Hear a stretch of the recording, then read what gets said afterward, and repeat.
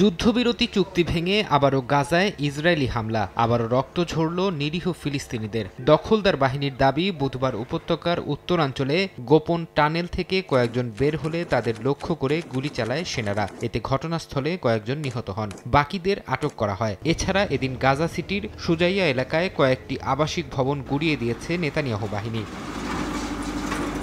চলমান ভঙ্গুর যুদ্ধবিরতি চুক্তির আওতায় আরও ১৫ ফিলিস্তিনির মরদেহ ফিরিয়ে দিয়েছে ইসরায়েল। বুধবার এসব মরদেহ রেড ক্রসের মাধ্যমে ফেরত দেওয়া হয়। গত ১০ অক্টোবর থেকে এ পর্যন্ত ইসরায়েল ৩৪৫টি মরদেহ হস্তান্তর করেছে। ফেরত দেয়া ফিলিস্তিনিদের মরদেহে আঘাতের চিহ্ন আছে বলে দাবি তাদের পরিবারের।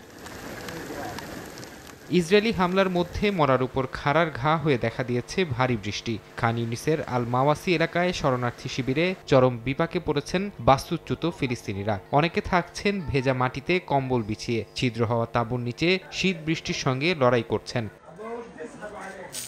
ইসরায়েলকে যুদ্ধবিরতির সব শর্ত মানতে হবে এবং হামলা অবিলম্বে বন্ধ করতে হবে বলে জানিয়েছে তুরস্কের জাতীয় নিরাপত্তা পরিষদ। আঙ্কারা ফের জানিয়েছে, গাজার পুনর্গঠন ও স্থিতিশীলতা নিশ্চিত করতে তারা আন্তর্জাতিক ব্যবস্থায় দায়িত্ব নিতে প্রস্তুত। নিরাপত্তা, শান্তি ও সন্ত্রাসমুক্ত অঞ্চল গঠনে দেশটি বহুমাত্রিক কূটনৈতিক ভূমিকা রাখতে প্রস্তুতির কথাও জানিয়েছে।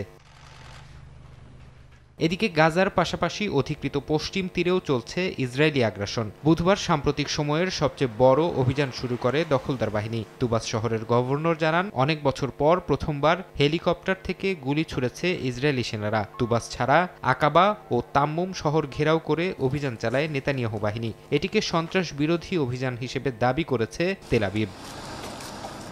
ফারহাদ চৌধুরী, সময় সংবাদ।